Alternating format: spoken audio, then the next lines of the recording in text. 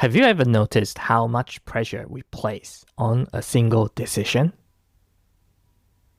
The weight of choosing the right path, the right role, the right move, as if one decision could define everything that follows. And so, we hesitate. We think it through again. We wait for more certainty.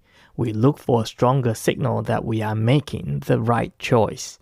But what if the pressure is built on the wrong assumption? What if most of the decisions we face are not permanent?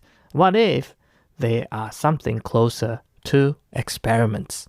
Small steps that generate information, actions that reveal what works and what doesn't, moves that bring clarity, precisely because we had the courage to try them.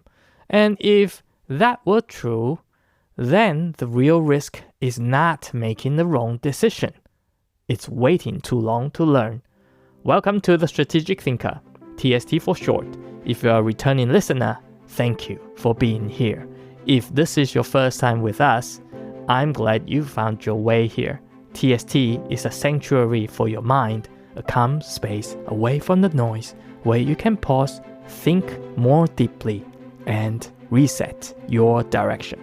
Every conversation here is designed to help you approach life, work, and decisions with more intention and with more clarity.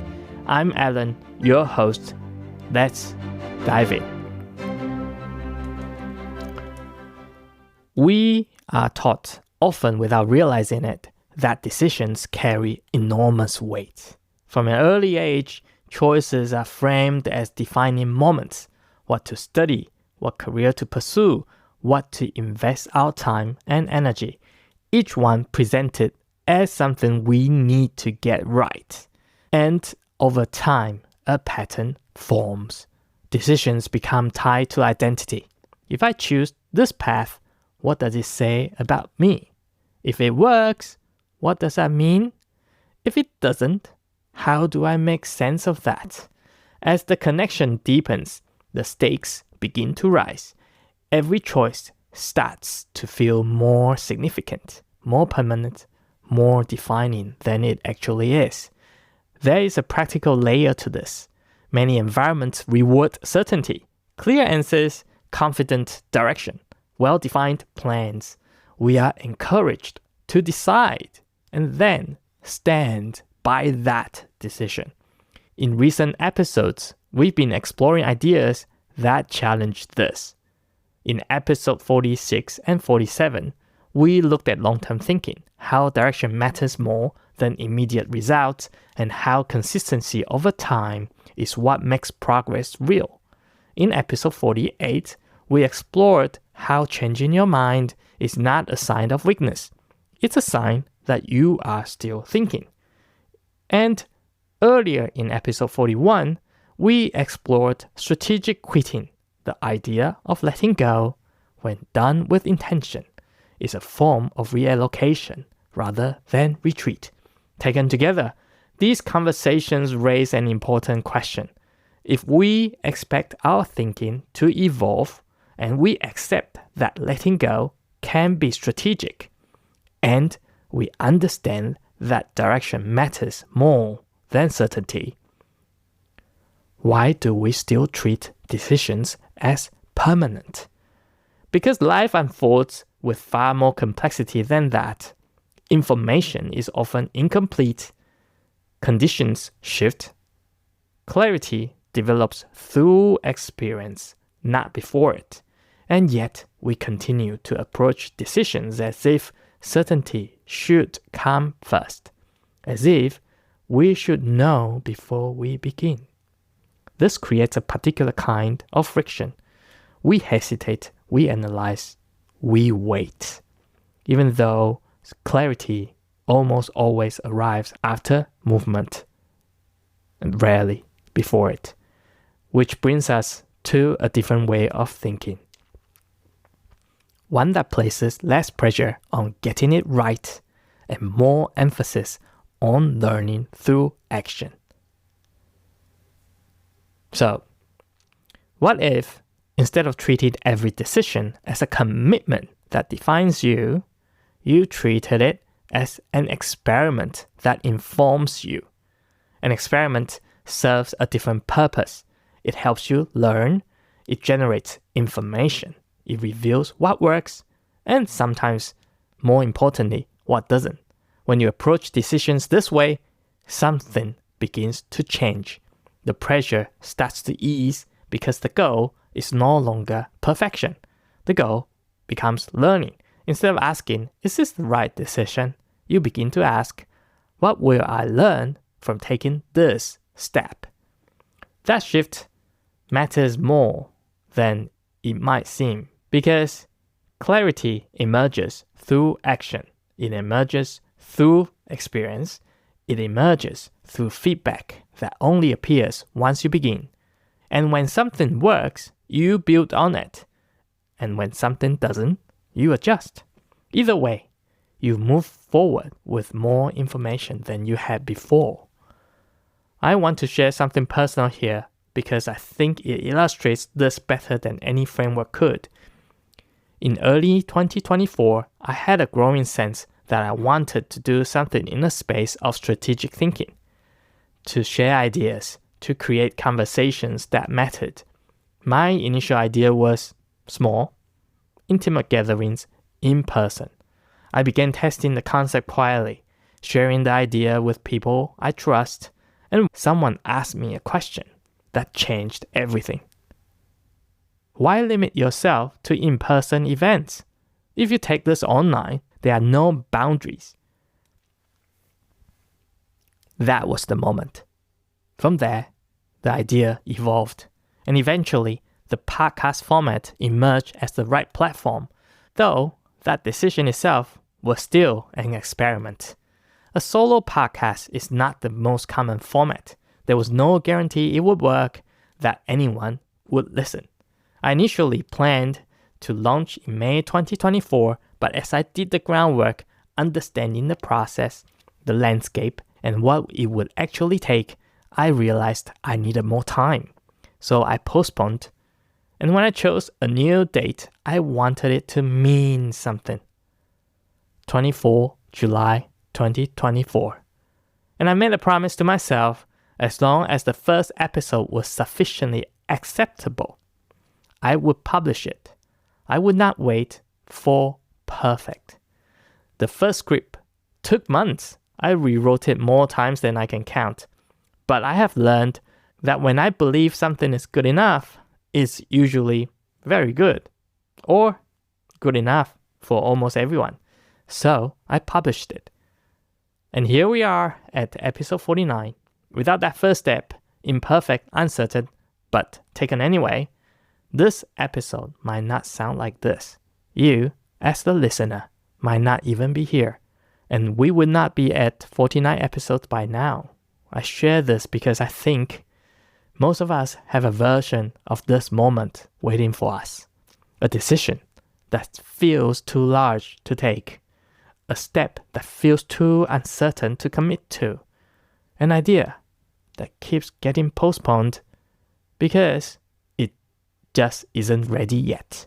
And sometimes the most strategic thing you can do is simply begin. Once you begin to treat decisions as experiments, a practical question follows. How do you know which decisions to move quickly on and which deserve more careful thought? A helpful framework here comes from Jeff Bezos, founder of Amazon. He described decisions as two types of doors. Some are two-way doors. You walk through, try something, and if needed, you walk back. These decisions are reversible. They are ideal for experimentation. They create learning at a lower cost. Others are one-way doors. Once you walk through, returning becomes much harder. These carry more weight. They deserve deeper thought, more context, more care. The challenge most of us face is that we treat all decisions as one-way doors. We slow down unnecessarily. We hesitate. We wait for certainty, even when the decision is entirely reversible. And this is where we pay a quiet but real cost. However, there's a nuance worth considering. Even reversible decisions have a cost: time, energy, attention, and sometimes opportunity cost. The other things you chose not to pursue while running this experiment. So the question becomes more considered. Can I reverse this if needed? And alongside that, is this experiment worth running? What might I actually learn from it? And what am I trading off by trying this now? When you approach decisions this way, you begin to allocate your effort with more intention. You move quickly where learning is valuable and the cost of being wrong is low. And you slow down where the consequences are harder to unwind. Treating decisions as experiments is a mindset shift. But experiments also need a simple structure to generate learning. A useful loop is this: plan, act, reflect. Plan. Begin with a rough idea. What do you believe might be true? It does not need to be certain. It just needs to be clear enough to test. For example, I think I might find this kind of work meaningful. This direction could be worth exploring. The skill might open something new. Planning is forming a starting point and not predicting an outcome. Act. Take a step, keep it small, keep it manageable, keep it intentional. A conversation rather than a full transition. A short project rather than a career shift. A trial period rather than a longer-term commitment. Movement creates feedback, and feedback creates clarity. Reflect. This is the step most often skipped, and yet it is where the real learning lives. After the action, pause. What worked? What felt aligned? What surprised you? Without reflection, experience remains just activity. Reflection is what turns experience into insight, and over time, this loop builds on itself. Each cycle deepens your understanding. Each step becomes more informed than the last. Decisions begin to feel lighter because you are learning your way forward rather than trying to predict it. When a decision feels large, it often carries a particular kind of weight, the sense that this choice will define something important, your direction, your identity, perhaps even your worth. At some point, thinking turns into waiting. And the waiting is rarely about the decision being unclear. It's about the cost of being wrong, feeling too high. This is where the idea of small experiments become quietly powerful. A smaller step changes the experience entirely. Rather than asking yourself to commit fully, you give yourself permission to explore. When the step becomes smaller, the emotional weight becomes lighter. You are no longer deciding your future in one single move. You are learning about it. In episode 41, we explored how energy leaves clues, how certain activities elevate you, and the others quietly drain you, how that signal, observed honestly over time, becomes one of the most reliable guides available. Small experiments are how you gather that signal. They give you something real, something observed, something felt, something understood. And over time, the nature of fear begins to change. Fear no longer lives in making a decision. It lives in staying in the same place for too long. Once that shift happens, progress begins to feel natural. There is a belief many of us carry, often without examining it, that clarity should come before action.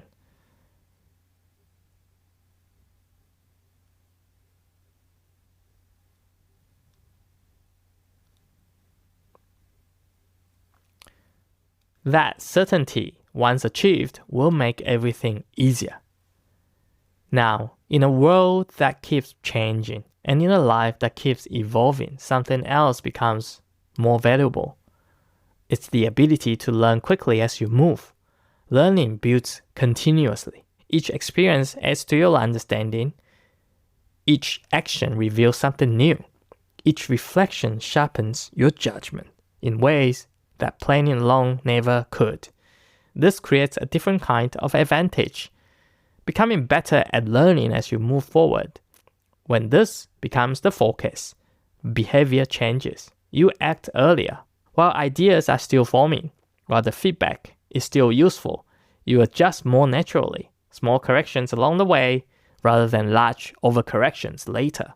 And you develop a relationship with uncertainty that's less about tolerating it, but more about using it.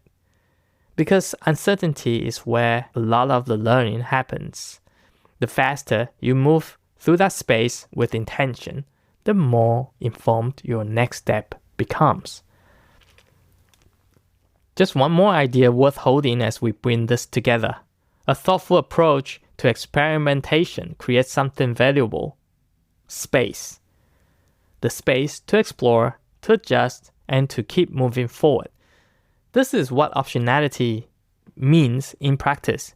Keeping paths available, choosing steps that expand rather than narrow your options, building skills that transfer across multiple directions. It connects directly to what we explored in episode 48, the importance of updating your thinking. As conditions change, optionality is what makes updating possible. When you have preserved your ability to adjust, changing your mind becomes a strength rather than a setback. And over time, this builds the ability to move forward without needing every answer first. Let's bring this into a real decision, one that many people carry. A challenge I'm still working to get better at. Imagine you feel drawn to a different path, something more meaningful, something more aligned with who you are becoming, something you've been thinking about for longer than you like to admit. The conventional approach asks for a clear answer first. Is this the right move? Should I commit to this direction? That question is heavy. It asks you to decide before you have enough information to decide well. An experimental approach changes the question entirely. You look for a way to test before you commit. A conversation with someone already walking that path, a small project that touches the edges of that world, a short engagement that lets you feel it from the inside. The goal shifts. You are no longer trying to get it right. You are trying to understand it better. And here's where the idea of strategic quitting connects beautifully. Some experiments will lead somewhere. Others will reveal that that path feels less aligned once you actually experience it. That is important information. And with that critical information, you can make a more considered choice to continue, to adjust, or to let go with intention and redirect your energy towards what matters more. Over time, this creates a different rhythm entirely. You move forward, you learn, you refine. Your path becomes clearer because you stayed engaged with it, because you tweak it along the way. Here's today's insight. Most decisions are not final. They are simply invitations to begin. Clarity develops through experience, through trying, observing, and adjusting with honesty. When you treat decisions as experiments, something important changes in how you relate to uncertainty. You move forward to discover answers rather than waiting for answers before you move. And over time, progress becomes much less about choosing correctly at the start, but more about learning continuously as you go. Because the goal was never to get every decision right. The goal is to keep learning your way forward and to trust that each step, however imperfect, is building something real. Let's bring us home. Decisions often feel heavier than they need to. We place pressure on ourselves to choose correctly, to commit with certainty, to have the answer before we begin. And that pressure, however understandable, sometimes keeps us exactly where we are. When you treat decisions as experiments, you give yourself permission to move before everything is clear, to learn through action, to find your way through experience rather than waiting for clarity that may never arrive on its own. Small steps make uncertainty more manageable.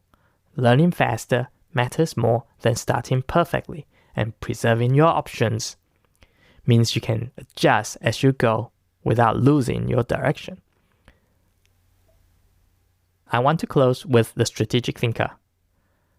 TST began as an experiment, an idea tested in early conversations, shaped by a single question from someone I was bouncing the idea with, pushed forward through months of groundwork and genuine excitement, and launched on a date I chose deliberately, with a promise to myself that sufficiently good was enough to begin. I did not know if anyone would listen. I did not know if the format would even work. I did not know if a solo podcast could hold an audience over time. What I knew was this: without that first step, none of that followed would exist. And if I ever cringe listening back to episode 1 years from now, it will simply mean I have grown.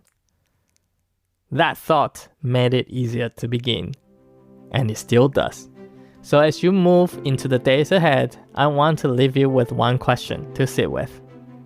What's one decision you've been treating as permanent that could become a small experiment instead? If you prefer to revisit today's ideas in writing, The Compass is the published companion to each episode, a concise reference you can return to whenever you need it. You'll find it at MaisonTST.com. And if these conversations are adding something to your journey, the simplest way to make sure you never miss one is to follow the show wherever you listen. Think of it as reserving your seat in the sanctuary. As always, thank you for choosing to spend this time here with me. Your future self is being shaped by the choices you make today. Stay focused on your direction and take time to discover joy along the way. Until next time, make your next best decision and keep moving forward.